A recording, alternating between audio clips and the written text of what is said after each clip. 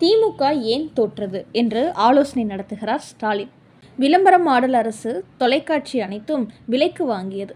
மாதந்தோறும் ஒரு அமௌண்ட் சபரீசன் சொல்லும் செய்திகள் மட்டும்தான் செய்தி சேனலில் வர வேண்டும். 1-2 மட்டும் கொஞ்சம் நெகட்டிவாக போட்டுக்கொள்ளலாம்.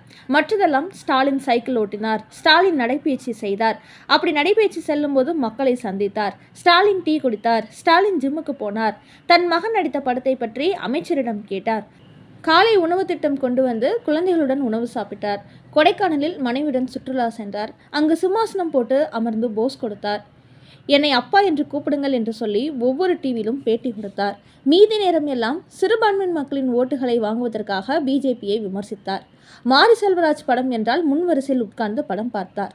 ஸ்டாலின் இதை தவிர என்ன செய்தார்? மணல் கும்பல் மாஃபியா தொடர்ந்து நடந்து கொண்டுதான் இருந்தது. சிறு பெண்கள் முதல் பாட்டி வரை கேடுகட்ட கைவர்களால் சீரழித்து கொண்டுதான் இருந்தார்கள். ரவுடிகள் தங்கள் ராஜ்யத்தை போதைப் பொருட்கள் புழக்கத்தில் விட்டு கொண்டுதான் இருந்தார்கள். ஆணவ கொலைகள் ஆங்காங்கே நடந்து கொண்டுதான் இருந்தது. வேங்கைவேல் போன்ற இடங்களில் ஏழை மக்கள் குடிக்கும் தண்ணீரில் மலம் கலந்து மிருக பிறவிகளை இதுவரை கைது செய்யாமல் வேடிக்கை பார்த்து கொண்டிருந்தார். தனக்கு வேண்டப்பட்ட சினிமா தயாரிப்பாளர்களுக்கு சப்சிடி என்ற பெயரில் 5 வருடம் சேர்த்து வைத்து பணத்தை அள்ளி கொடுத்தார். கல்வி நிலையங்களில் கழிப்பிடம் கூட இல்லாமல் ஏழை மாணவிகள் நொந்து நூலாவதை கண்டுகொள்ளாமல் இருந்தார். இப்படி நாளொரு மேனியும் பொழுதும் வண்ணமாக ஸ்டாலின் ஆட்சியில் விளம்பரங்கள் தான் வந்து கொண்டிருந்தது. நாங்கள் இரட்டை இலக்கை அடைந்து விட்டோம், தமிழ்நாட்டிலே நாங்கள் தான் நம்பர் 1 என்று வீண் செலவுகள் தம்பட்டம் அடித்து கொண்டிருந்தார். மின்சார கட்டண உயர்வு இமயமலை அளவுக்கு உயர்த்தினார். ஆனால் ஆந்திரா முதலமைச்சர் சந்திரபாபு நாயுடு பிஜேபி கையில் போட்டுக்கொண்டு தனக்கு வேண்டிய திட்டங்களை பல லட்சம் கோடி முதலீட்டில் தன்னுடைய நாட்டுக்கு கொண்டு சென்று விட்டார். ஆனால் இவர் கல்விக்கு நிதி ஒதுக்கவில்லை, ஜிஎஸ்டி பணம் தரவில்லை என்று சொல்லிக் கொண்டேதான் இருக்கிறார் தவிர மக்களுக்கு எந்த ஒரு நன்மையும் செய்யவில்லை. அதே சமயம் தளபதியின் பர்சனல் வாழ்க்கையை திமுக நாளாந்திர பேச்சாளர் பேசிக் கொண்டுதான் இருந்தார்கள். அவரது குடும்பத்தில் கருணாநிதிக்கு 3 மனைவிகள். ஸ்டாலின் தொலைக்காட்சியில் செய்தி வாசித்துக் கொண்டிருந்த ஒரு பெண்ணை கடத்தி கொண்டு போனதாக செய்திகள். அவரது வாரிசு உதயநிதி ஒரு நடிகைக்காக கார் ரேஸ் நடத்தியது. இப்படி இதை பற்றியெல்லாம் தளபதியின் ரசிகர்களோ தளபதியோ பேசாமல் இருந்தது தளபதி மீது மதிப்பை உருவாக்கியது. திமுகவினர் பேச்சு விமர்சனம் அவர்களுக்கு எதிராக திரும்பியது. இப்பொழுது எதை பற்றி பேசுவது, என்ன பேசுவது என்று புரியாமல் பிதற்றிக் கொண்டிருக்கிறது திமுக வட்டாரம். தளபதி விஜய் அவர்கள் பதவி ஏற்றதிலிருந்து 10 மணிக்கு கோட்டைக்கு தன்னுடைய வீட்டிலிருந்து உணவு கொண்டு வந்து சாப்பிட்டு விட்டு மாலை 4 மணி வரை பொறுப்பாக அரசு அதிகாரியுடன் நாட்டுக்கு என்ன தேவை என்பதை கலந்து பேசிவிட்டு செல்கிறார். இதுவரை தமிழக வரலாற்றிலேயே எந்த முதலமைச்சர் செய்யாத ஒரு சாதனை இதுவாகும். டாஸ்மாக் கடைகள் 10 மணிக்கு மேல் இருக்கக்கூடாது என்று கண்டிப்பாக உத்தரவு போட்டுள்ளார். 21 வயதுக்கு கீழ் இருப்பவர்கள் மது வழங்கக்கூடாது, சந்து கடைகள் போடக்கூடாது, பள்ளி கோவில் அருகே இருக்கும் கடைகள் மூடப்பட வேண்டும் என்று அற்புதமான உத்தரவை போட்டிருக்கிறார். அமைச்சர் ராஜ்மோகன் செய்தித்துறை அமைச்சராக போட்டிருக்கிறார். அதற்கு விஷால் கண்டனம் தெரிவித்திருக்கிறார். சினிமாவே தெரியாத அவர் எப்படி செய்தித்துறை அமைச்சராக இருக்கலாம் என்று திமுக ஆட்சியில் மொடக்குறிச்சியை சேர்ந்த சுவாமிநாதன் சினிமா தெரிந்தவரா? அவருக்கு மட்டும் ஷார்ட்கட் தெரியுமா? அவரிடம் நீங்கள் என்ன சினிமாவுக்காக என்ன நன்மைகள் பெற்றீர்கள்? நடிகர் சங்க கட்டடத்தை கட்டுவதற்கு ஏதாவது உதவி செய்தாரா?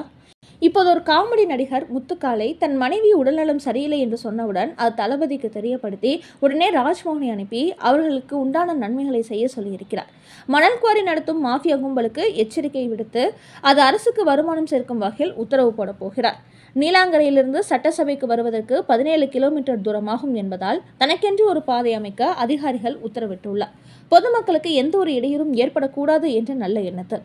அதே சமயம் தொட்டதற்கெல்லாம் மத்திய அரசை குறை கூறி கொண்டிருக்காமல் அவர்களோடு இணக்கமாக இருக்க ஜூன் மாதத்தில் மத்திய அமைச்சர்களை சென்று சந்தித்து பிரதமர் மோடி, ஜனாதிபதி, நிதியமைச்சர் போன்றவர்களை சந்தித்து பேசி தமிழ்நாட்டுக்கு நிதியை வாங்கவிருக்கிறார். இப்படி எண்ணற்ற நலத்திட்டங்களை நாள்தோறும் செய்ய துடித்துக் கொண்டிருக்கும் தளபதி அவர்கள் தயவு செய்து நிம்மதியாக ஆட்சி செய்ய இந்த 5 ஆண்டு காலம் தமிழக வரலாற்றில் நிச்சயம் விளம்பரங்கள் இல்லாமல் நேர்மையான தூய்மையான ஆட்சி நடைபெறும். தொலைக்காட்சி நடுநிலையாக இப்பொழுது செயல்படுகிறது. தாவேகா தொண்டர்கள் தவறு செய்தாலும் காட்டுகிறார்கள், எல்லோரையும் சரிசமமாக நடத்துகிறார்கள். ஆனால் திமுக ஆட்சியில் இப்படியா நடந்தது? எங்கு பார்த்தாலும் திமுகவின் விளம்பரங்கள், செய்தித்தாள்களில் திமுகவின் விளம்பரங்கள். இந்த விளம்பர மாடல் அரசு ஒளிந்தது கண்டு மக்கள் நிம்மதி அடைந்து கொண்டிருக்கிறார்கள். எனவே பதவியேற்ற 10 நாட்களில் தமிழக அரசு சிறப்பாக நடைபெற்று கொண்டிருக்கிறது. இன்னும் மேலும் நலத்திட்டங்கள் உதவிகள் வந்து சேரும். மக்கள் அனைவரும் சிறப்பான ஆட்சியை காணப்போகிறார்கள். ஆனால் விளம்பர மாடல் அரசை திமுகவோ 2500 ரூபாய் எங்கே என்று தொங்கிக் கொண்டிருக்கிறார்கள். இலவசங்கள் என்ற பெயரில் 10 லட்சம் கோடி கடன் தமிழ்நாட்டு மக்கள் மேல் தலையில் சுமத்திவிட்டு விளம்பரங்களை தேடிக்கொண்டு இப்பொழுது வியாக்காரம் பேசிக் கொண்டிருக்கிறார்கள். மக்கள் புரிந்து கொள்ள வேண்டும். விளம்பரத்தால் மக்களை கடன்காரனாக்கிய திமுக அரசு எங்கே? இலவசங்களை கொஞ்சம் ஒதுக்கி வைத்துவிட்டு மக்களுக்கு நலத்திட்டங்களை, விலைவாசியை குறைக்க நல்ல செயல் திட்டங்களை தீட்டப்போகும் தமிழக வெற்றி கழகம் எங்கே என்று மக்கள் சிந்திக்க வேண்டும்.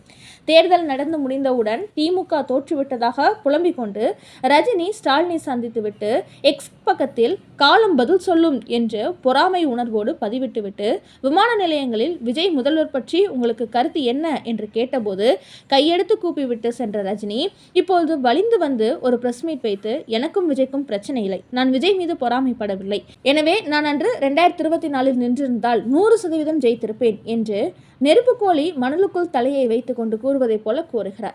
அரசியல் தேடி வந்தபோது மறுத்தவர் ரஜினிகாந்த். காலம் முழுவதும் அரசியலுக்கு வருகிறேன் என்று தன் ரசிகர்களை கட்டவுட் வைத்து செலவு செய்து ரசிகர்களை போண்டியாக்கியவர் ரஜினிகாந்த். சினிமாவில் வீரவசனம் பேசும் ரஜினிகாந்த் நிஜத்தில் ஒரு கோழை. மக்களை ஏமாற்றி தன்னுடைய படங்கள் ஓட வேண்டும் என்பதற்காக தன்னுடைய படம் வரும்போதெல்லாம் ஒரு பிரஸ் மீட் வைத்து நான் அரசியலுக்கு வருவேன் என்று சொல்லி மக்களை ஏமாற்றியவர் ரஜினிகாந்த். அதை இந்த நாடும் அறியும், இந்த நாட்டு மக்களும் அறிவார்கள். இன்று ஏதேதோ வெத்த அறிக்கை விட்டு புலம்பிக் கொண்டிருக்கிறார். திமுகவிடம் தன் கட்சியை அடகு வைத்த கமலஹாசன் விஜய்க்கு 6 மாதம் அவகாசம் கொடுங்கள் என்று கூறுகிறார். 6 மாதம் இல்லை சார், இந்த ஆட்சி 5 வருடம் நடக்கப் போகிறது, நீங்கள் பார்க்கத்தான் போகிறீர்கள். அதே போல தாவேகா பெண் நிர்வாகிகள் மீது தவறான குற்றம் சாட்டிய பொன்ராஜ் மீது வழக்கு பதிவு செய்யப்பட்டது வரவேற்புக்குரியது. ஒற்றை ஆளாக நின்று தனியாக களத்தில் இறங்கி கான்ஃபிடண்டாக இருங்க என்று தன்னம்பிக்கை ஊட்டி தன் ரசிகர்களை சோர்வடைய விடாமல் தமிழக வெற்றி கழகத்தை கோட்டையை நோக்கி உச்சத்துக்கு கொண்டு சென்றவர் தளபதி. எனவே தளபதியோடு மோதினால் மண்டை உடையும், உங்கள் பொன்னான நேரம் வீணாகும்.